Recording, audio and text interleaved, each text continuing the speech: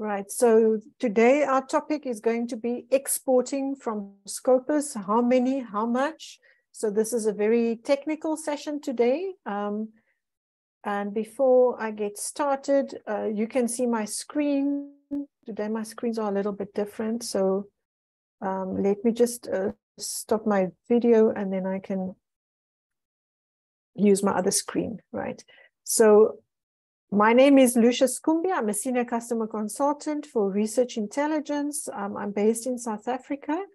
And my main responsibility is basically to make sure that our users, our customers know how to use Scopus optimally. Right?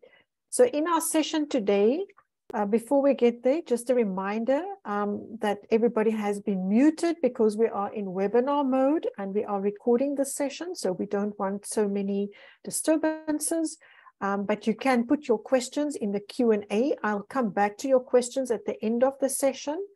And then also we are recording the session, as you know, and the resources, the recording and the slides will be shared afterwards.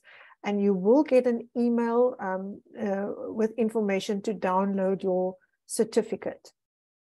Right, so the email will reach you tomorrow automatically from Zoom. It's set to send out tomorrow at the same time, one day after today, to send out the information where you can download your certificate and get the recording. So this email will take you to a website in Research Academy, where you can then sign on and export or download your certificate, right? So this is part of a series of Scopus webinars, and we've reached now the end of this current series. So we've covered all the previous topics now, and so we will let you know when we start with a new series. So thank you very much for joining us so far for all of these sessions. So the agenda today, we're going to talk about, you know, as I mentioned, some technical things. So we're focusing on covering the utilities within Scopus. So talking about exporting, downloading, how to create a bibliography from Scopus, and we also will discuss some why some papers are full text and how you can get access to those papers as well. So we'll talk about open access as well, more towards the end of the session. So the process will be to do a short introduction, just again, like always, we do a quick introduction about Scopus, and then we will look at the export preferences, the export formats, the thresholds, the how much, the downloads, what's the difference between an export and a download, and what can you do with the lists in Scopus, and then in the final, we'll talk about open access. Right, so getting started, just about Scopus first. So Scopus is a global multidisciplinary database for discovering academic literature, and it includes visualization tools to analyze search results, as well as metrics to measure research performance. So Scopus covers about almost 28,000, this number has gone up slightly, 1,000 journals from 7,000 publishers with their citations to add up to about 90 million items and 1.7 billion citation references. The citation references go back to 1970. Each of the publications that are indexed in Scopus is linked to an affiliation profile and to an author profile, so that we can also do analysis on institutions and also on authors, and also to find authors to collaborate with. So Scopus covers is multidisciplinary, so it covers all the broad subject areas within physical sciences, health sciences, social sciences, and life sciences, and also covers different publication types. So journals, conference proceedings, books, and patent links are all covered within Scopus. A large number of these publications are full text.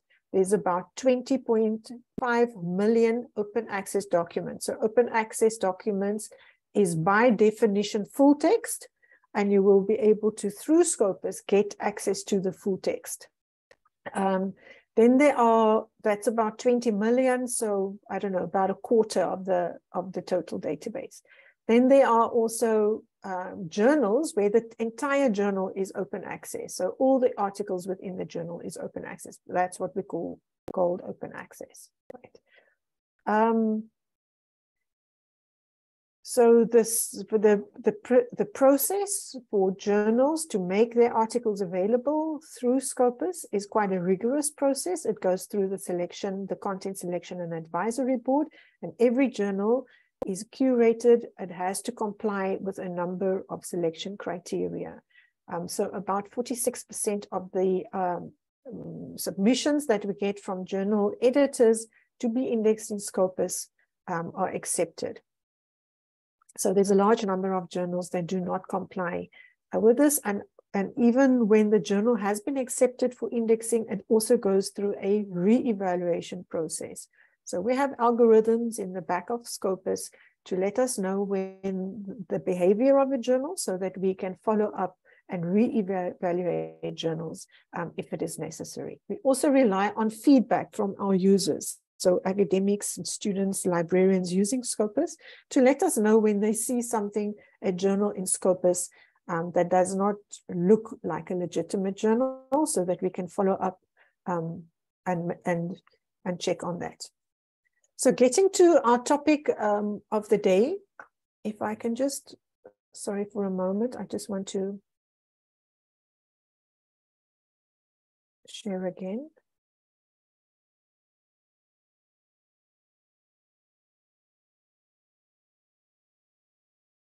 Okay. So the first thing, getting to our topic of the day, is to be able to set your preferred export format, right? So how you do that is, and I'll show this after, I'll go through the slides and then I'll go back into Scopus and demo this as well. But is on the Scopus homepage, you will navigate to where you sign on. Right, so the export and reference management settings page there, if you click on that, it will allow you to choose your preferred file format in which you want to do your exporting in. But you have to be, and very importantly, you must be signed into Scopus to be able to change these settings. So to get access to all of these services within your account, your Scopus account, you need to sign on. So there will be a clear button on the homepage. If you are not signed on, it will say sign on, which means that you are not signed on. So you sign on and then you have access to these settings. And amongst these settings, you will see export preferences. So you click on that, and then from that, you can then set what is your desired format. So it will give you the option between Mendeley, which is a reference manager, Ex Libris, which is also a reference manager, the RIS format, CSV format, BibTeX, and as well as plain text. Right, so I'll go through each of these formats just quickly to show you, if you're not aware, what the differences are between them, and then you can save your settings, right? And that Scopus will then remember that when I select documents, I usually want to export them to my reference manager, for example, so to Mendeley. So this is just a tool to make things a little bit easier for yourself. Just get my... So then how to export? So export is activated. Most of the exporting is done from the search results page. So the page where you get the results for your search. So here you can see I've searched for artificial intelligence, neural networks, and I've selected only the gold open access journals. And then on the utilities bar, here you will see that there's an option for export. So from this export drop-down menu, you can choose then the file format that you want to use, or the reference manager, or the platform that you want to use. So you click, this opens up this little window, so where you then click what it is that how you want to export. So what information can be exported? So there are different categories that you can export from Scopus. You can export citation information. So citation information would typically include the name of the author ID, the document title, the year, the source title, the citation count, the publication stage, the DOI, whether it's open access. So this is typically citation information. You don't have to export all of it. So you can select which of these fields you want to export.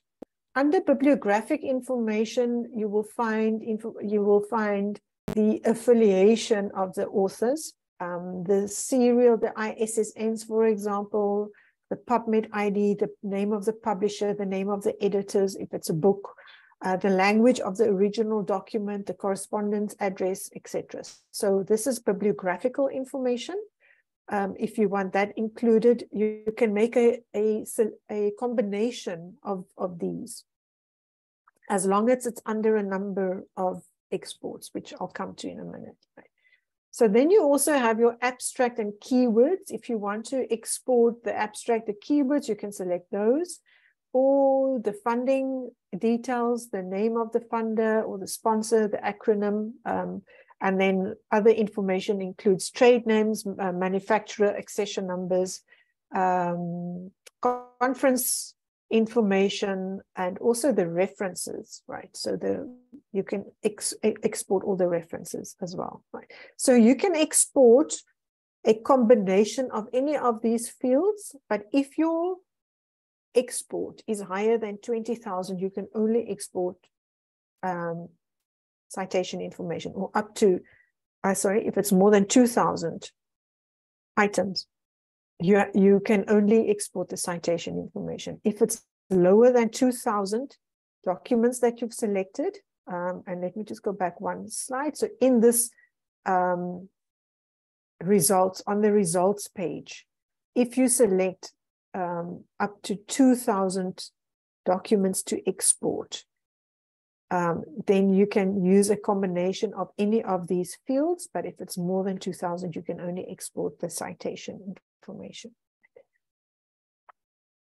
So the export thresholds, for Mendeley, if you are exporting to Mendeley, if that's your reference manager, then you can export up to 500 items at a time. If you are exporting citation and bibliographic information, you can export up to 2,000 items at a time. And then for citation information only, you can export 20,000 records to a CSV file. So those are important thresholds then to keep in mind. So there's also an immediacy. So if you select under 2,000 records, so usually these numbers are very high when you are doing like a bibliometric study, or if you're a librarian and you're doing a large analysis of how of a researcher, looking at the citation overview of a researcher, for example, then the numbers go quite high. But if you're just looking at literature review or literature searching, your number shouldn't be that high, because if you have to work through like 2,000 papers, that's too many, that's really too many. So these thresholds are usually more in terms of, analysis that is being done on research performance. But nonetheless, if you select fewer than 2,000 publications, your download will be immediate. So if you click on this, you will receive, it will go into your download folder. If you select the CSV option, where there are more than 20,000 records that you're exporting, you will be notified by email. So you'll get an email. The email will tell you where your download is. It's a link, and how long that link will be available for you. Right? So usually the email is sent within 5 minutes. So it's also quite immediate, but it's a little bit of a different process. Okay, so now looking at the different formats.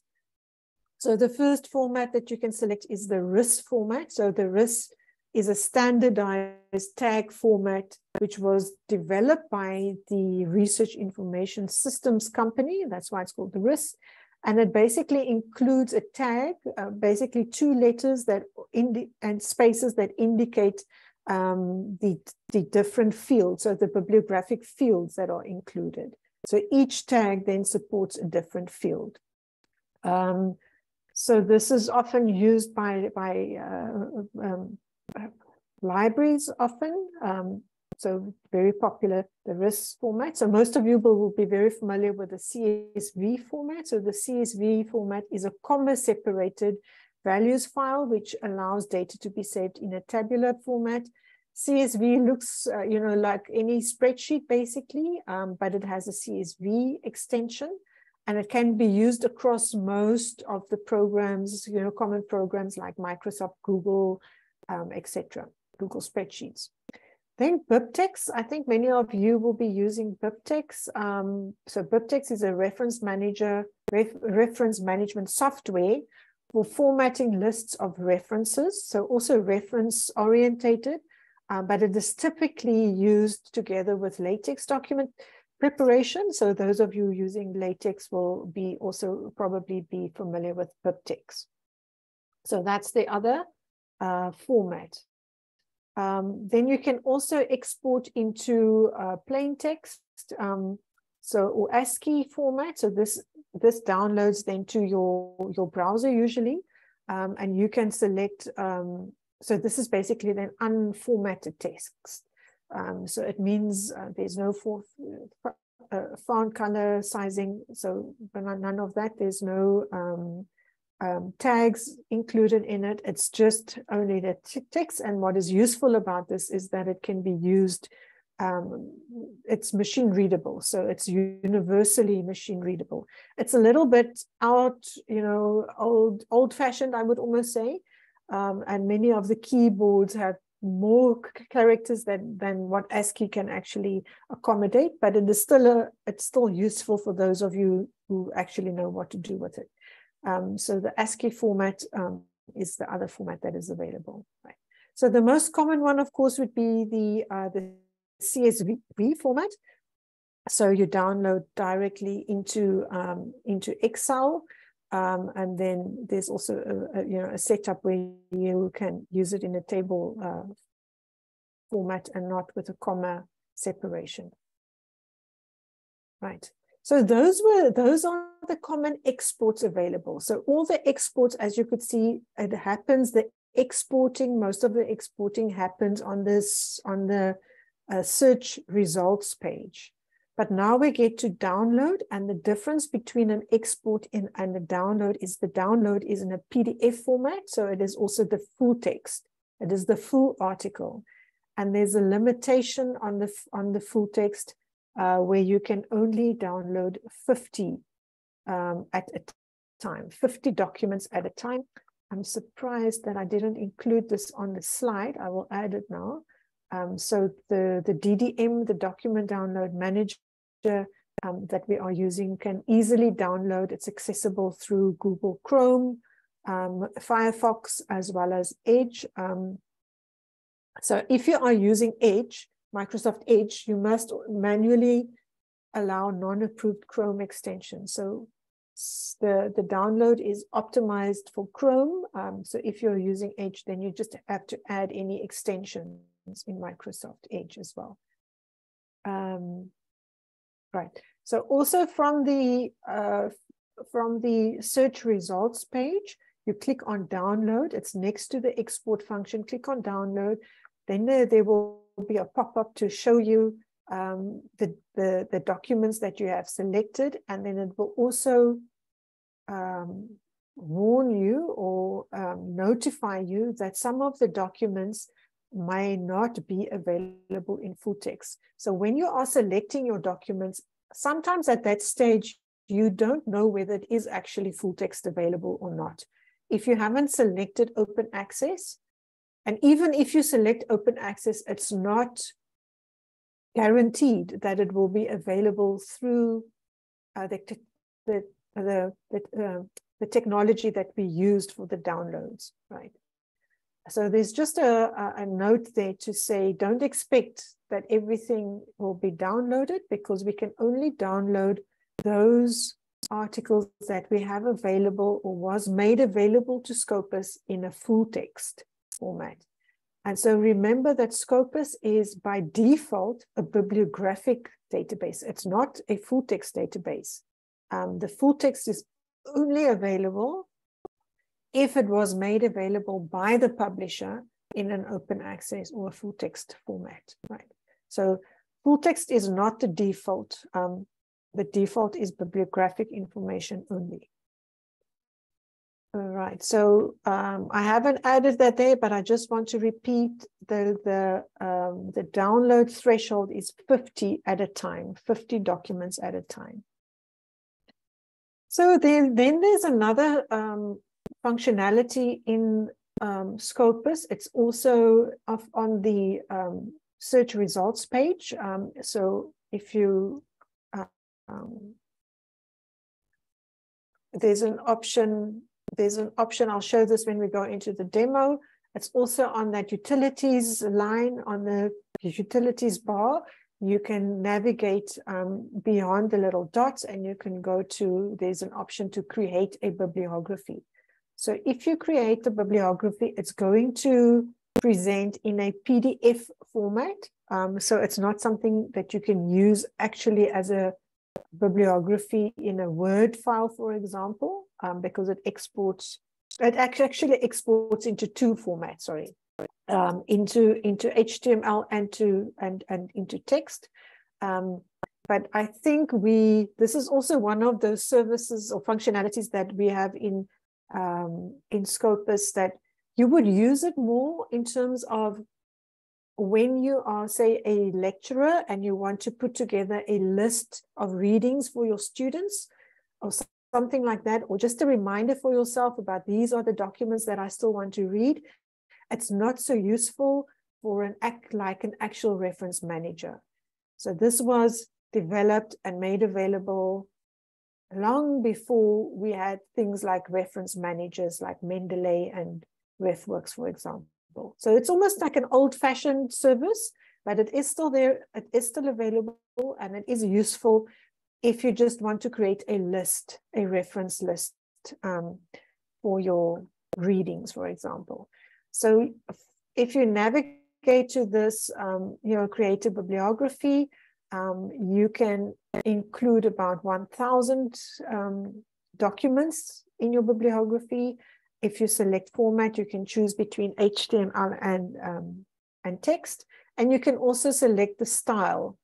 So there are not many styles, as in Mendeley, for example, but all the basic styles are available, like APA, Harvard, etc., MLA. So you can select them and then enter, and you will get a list in the right reference format. Right. So now going on to those were the exports and the downloads. Now we're going to look at some other useful features, like you can save to list. So if you are browsing through Scopus and trying to put together some readings, and you're not going to complete the whole task today, it is very useful to save the publications that you are interested in to a list, right? So also from your results page, as you work through the results and you notice any publications that you want to keep, for this also you need to be signed on. You click on those documents and you click on Save to List, and there will be a screen asking you a window whether this is a new list or whether you want to create, or is it an old list, right? So if you select any one of them, it will take you to your saved lists, and you can select then which list you want to add the publication to. So this is something that you can use across a time. So any publications of interest you can put into a list, and it will save it for you. So you can have about 50 lists. If you reach the threshold of maximum of 50 lists, then you have to go back and you have to delete some of your lists. And you will see that there are different types of lists. So you can save a document to list from your search results, or you can save documents related to a specific author or authors to the author lists, and there are also sources. So listings of journals that you want to keep. So the save lists very useful to keep track of important readings that you can't finish within a one session. It will keep it for you. Right. So now looking at open access. So I've referred to the fact that Scopus is actually a bibliographic database. But increasingly, Scopus started in 2004 already, but in the meantime, there's been a big increase in the number of publications that are published open access, which means that the author or the research group pays the publisher's costs upfront so that the journal can be made available free and open to everybody from anywhere on the internet where it is made available, right? So this also makes it possible then for us to make full text available through Scopus, and it is really very useful.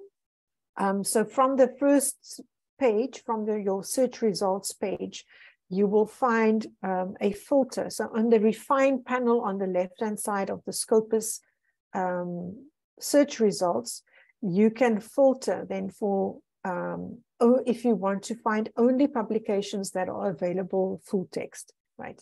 So we spoke previously that this refined list is very useful. You can refine, for instance, that you only want to see French articles that were published in a specific year and that are open access, only. So use your filters and navigate to those publications that are open access. Right. So here you can see there are different categories of open access. This is not so important for you as a reader. This is more important for social science academics that do research on open access, or librarians that keep track of the numbers of open access publications. For the user, the most important is actually to know that it's open access, it's full text available. So in that case, you will just select all open access. But for your interest, let's just go through the different types of open access that you get. And in general, open access refers to journals and articles in which all peer-reviewed scholarly articles are online and available without restrictions. So you get gold open access, and which actually means that the published version with Creative Commons license is available on a publisher platform, and the documents, all the documents in that journal is available open access, right? So a gold open access journal means that the entire journal, every article is open and free, right? We also get hybrid gold, where the published version, where you can select which articles will be available in the publisher's platform. The documents in this journal then provide authors the choice of publishing open access, right? So there will be a journal which has both options. You can either publish open access or not open access. If you don't, so there's a selection between the two. So that would be hybrid, what we call hybrid or hybrid gold. So that's on the journal level. Bronze is when the published version of the record or manuscript accepted for publication, where the publisher has chosen to provide temporary or permanent free access, right? So this could be for a specific, we decide, like a publisher can decide that any information around COVID-19 that has relevancy for infants, for example, should be available open access and free to everyone. So we call that free is basically a choice of the publisher, not a choice of the journal, of the author. The the publisher's choice is to make it available open access. And then green open access are those documents that are available on a repository. So it could be an institutional repository. So the university captures all the information that is published by the academics of the institution and makes it available via the institution if the license of the publisher makes that possible. Right, so that is then an overview of the gold, the hybrid, the bronze, and the green. There are other open access categories. There's diamond, for example. A diamond, I think, is when the publication has a sponsor. If the institution or the organization where the journal is being hosted pays the publishing costs of it, it's made, we call that diamond open access, right? So there are many different, we don't have diamond in Scopus, but this is the meaning of all of the different categories.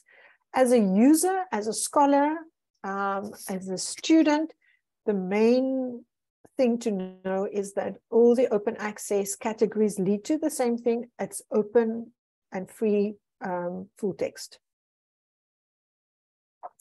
So for the open access articles, there are different ways in which you can download it. And this is also why this is different, is this is determined by the publisher. It's not determined by Scopus. So we have to follow what the publisher makes possible for us. So here we have, for instance, this is an article that is available open access, and there are three ways that you can, or three places that you can look for to see if you can download it. The one is left top. This is now looking at the details page of an article. It's not on the search results page, it's on the actual article page. So you can see there's a download button.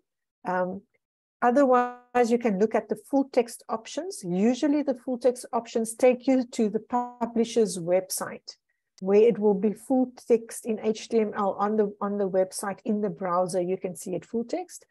And then we've integrated Mendeley's full text service, which identifies PDFs basically to also alert us when a document is available for download in PDF.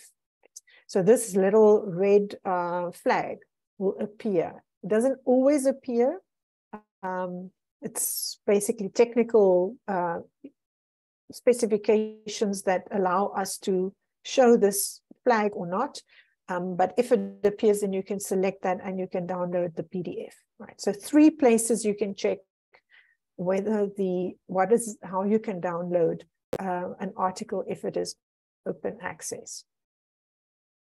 Then that is on the article level. On the journal level, if you are interested to only look at journals that are completely open access, you will see that in Scopus, there are about 6,000 gold open access journals. In other words, all the articles in those journals are open, and you will find them, sorry, if you go from the Scopus homepage and you select sources and you select, you can see they display only open access journals.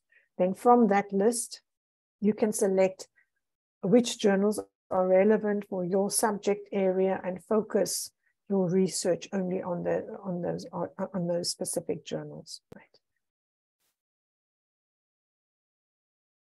Another interesting export that I would also recommend is on the sources page. There's an option to download the Scopus source list. So if you are interested in seeing which journals are available in your subject area, also in your subdiscipline. So it is available in the scopus.com interface as well, but the Excel list provides more information. So if you want to narrow down a bit more, say find only French art journals that are active, and that are open access, for example, you can get a list of all of those journals by exporting the source list into Excel and you then use the Excel functions to narrow down to the actual journals that are relevant for you.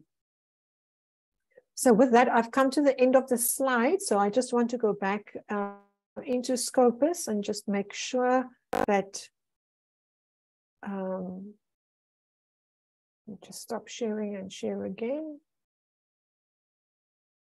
Get my Scopus on my screen, and then I'll just share again.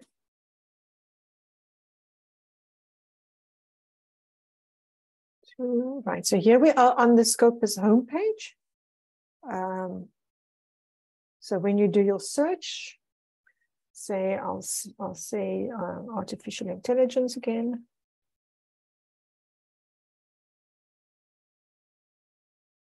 Say neural networks. This is not a very sophisticated search. This is just to get something on the screen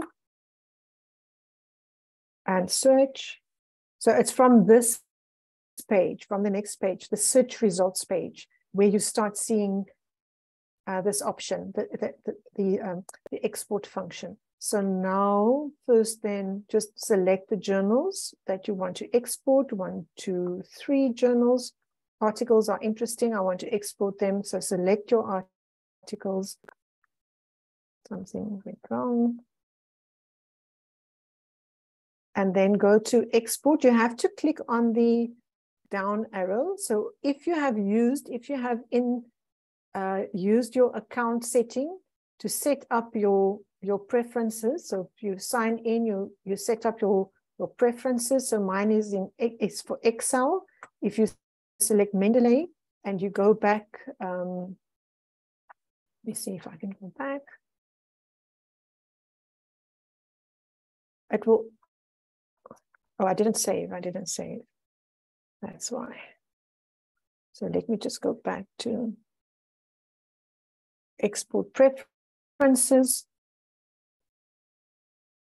And I select Mendeley, for example. I have to save. And then I can go back and it will automatically. Oh, I don't know why it's not. It should be.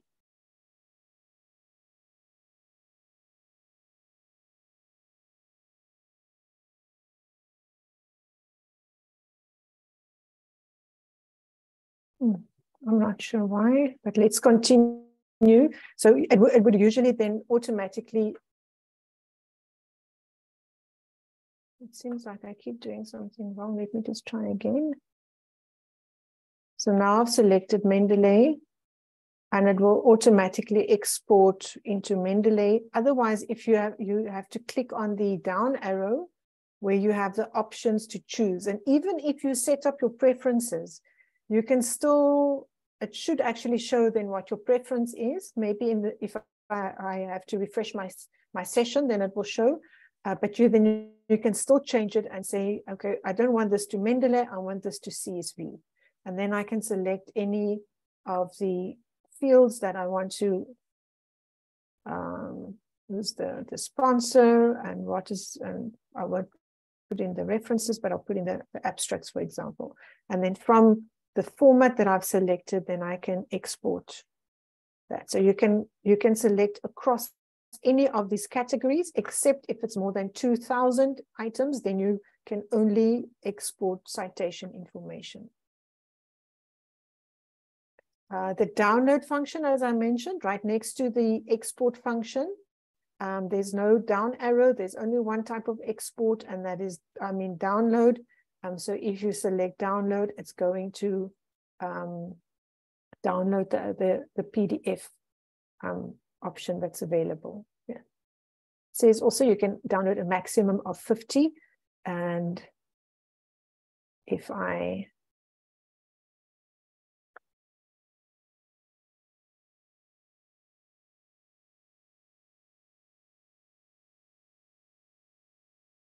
not sure why, because I've only selected 3 articles.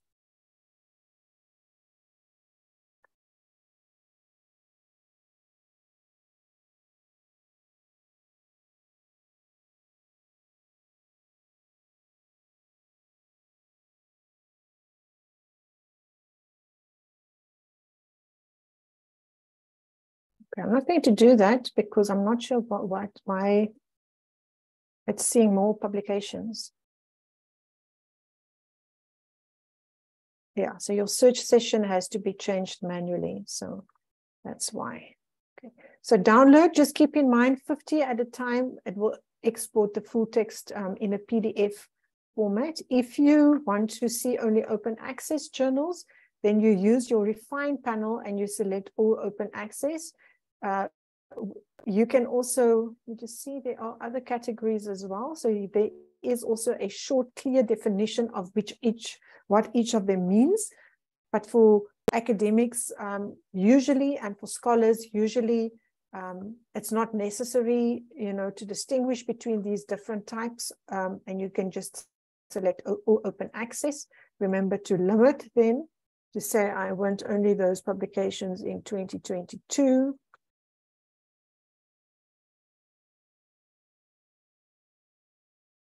And then from the details page, from the document details page, I'm just opening one details page. So the download function is not consistent. It will be different for the different publishers. But usually, so this one, for example, I'm not seeing the red flag here. It might still be coming up. But there's the view PDF. So it has that option where you can just click on that and it will download the PDF, or you can go to download here, or you can view PDF from this, or the full text options. And usually it would take you to the publisher. It is not necessarily PDF, but it is full text HTML. Sorry. Right. And then to the journal. So this is on an article. This is everything on an article level. Also, when you select your documents that are interesting for you. So you have to select the articles before the utilities panel will be active, right?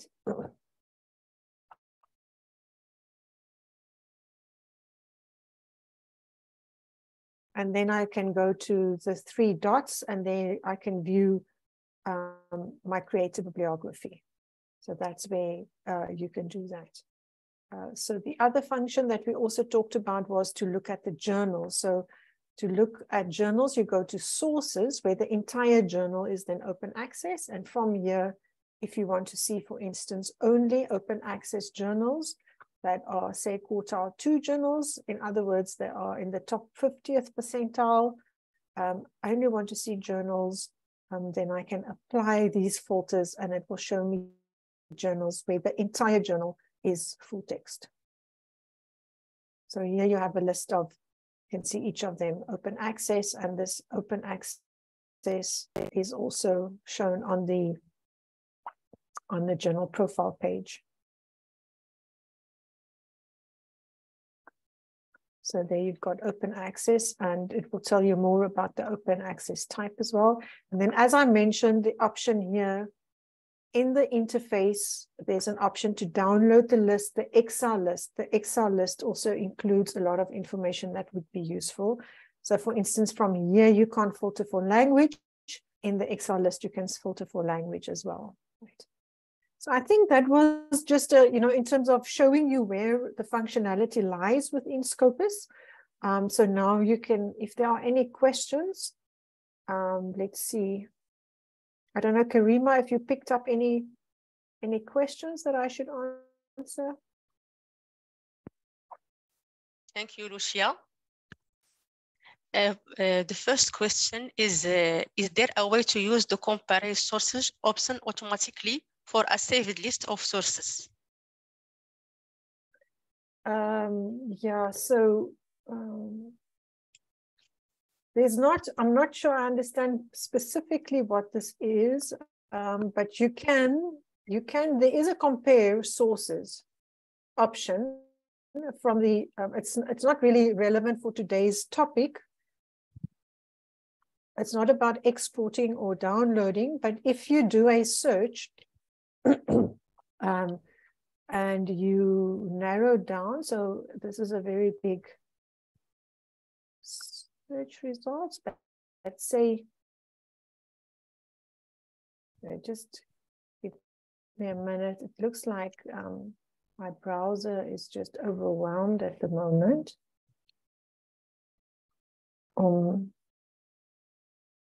So I select a number of documents, and then I go to analyze search results. And then from the analyze search results, there's an option then to compare sources. So that's one of the ways that you can do where you can compare sources, but you first have to do your search, then you have to analyze results, and then on the documents per year by source, the source there, and click on that. Then it tells you which journals are publishing in this, and then you can select the journals and then compare them, compare the sources.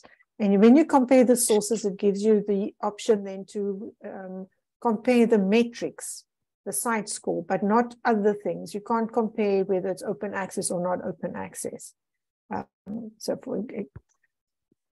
Okay, Lucia.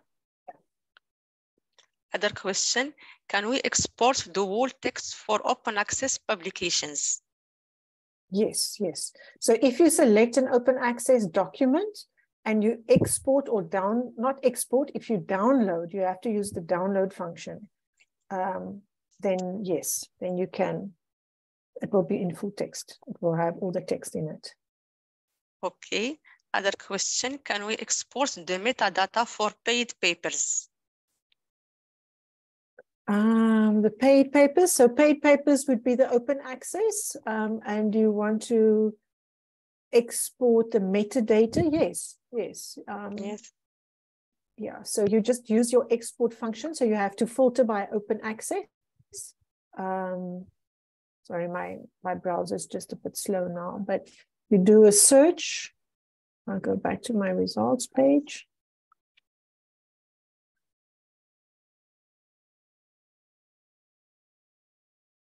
Yeah. So in my search, I will have to filter for open access only. So I've already filtered for open access, and then I select. So this is very large. So maybe I'll filter further, say for a specific year.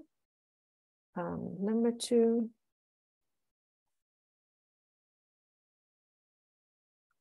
Is it limited? Yeah, so it's limited, but it's still a large number of publications. So it's too large to export everything, but you can export, say you select everything, you'll be able to then go to the down arrow so that you can get to your, maybe your CSV, and then you can export the citation information. So the metadata like the author, document title, etc., but you won't be able to include the bibliographic or the abstract information. Right. So anything under 20,000 or up to 20,000, between 2,000 and 20,000, you can export the citation information. So if you click on export. It's okay.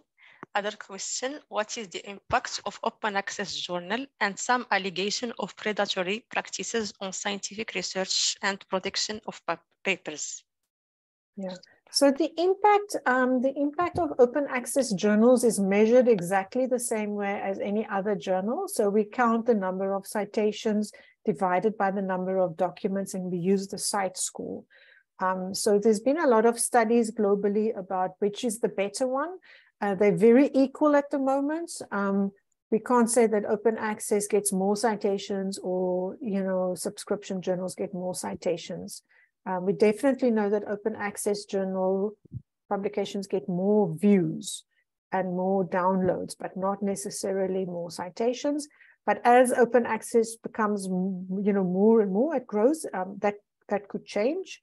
There are, we had a session about predatory practices. There are a lot of journals that are predatory. We just need to make sure that we understand what are predatory and how to identify them. So in Scopus, we try our best. We've got a lot of processes in the background to make sure that our journals are not predatory, and if they do become predatory, to remove them immediately. But it is a problem, and we're doing our best to make sure that it's not, like prevalent in Scopus. Yes, okay. If you have a big data bases like 6,000 publication, how we can export it format CSV while we can just export 2,000 publications? Yeah, so if you have a large data set, what you can do is to use your filters. So let me just go back here. So if you want to, export all of these 5,119, then you can use your filters and say export a number at a time. So I would say first all the, I don't know how you would do that. So, but use your filters. Say for sources, it's cumbersome. Usually the best way to do that is to break it down into years, because there's no duplication there. But you can also use your types. So you would, export first the reviews and then the conference papers, etc. So if you really want to export using all the metadata that's available, but usually the citation data is enough. Yeah, so use your refined panel for that. Okay. Other question, how can I simplify the search about a specific journal in Scopus lists? Simplify the search about a specific journal in Scopus. So I don't think there's the only way that you can search basically for journals is using the sources. So it takes you to the list of all the sources, and then you've got filters that you can use either by title or by subject area, by publisher, and so on. So that's one way to find a journal. If you use the Excel spreadsheet, if you've exported that, then you have to use the Excel functionality, Control F in the column, and find the journal by title. You can also look, if you go to the search option in Scopus, it's a different search, however. So if you want to find a journal in Scopus, like from the search box, you can use this functionality where you look for source title, and then you can type in the name of your journal. Say, this is a very bad option, but say Lancet, Lancet, because there are many Lancets, so that's not why I'm saying it's not a good example, but say, so you can look for the source title, but this actually gives you the documents, not the journal. But then you can use your refined panel again. If you're struggling with spelling and things like that, there are different options that you can use. But if it's the Excel spreadsheet, use the Excel functions like Control F if you want to find something. Okay. Other question.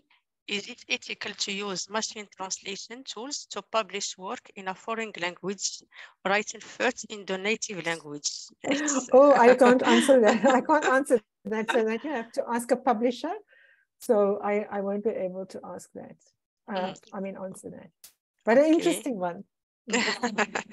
Thank you. Okay.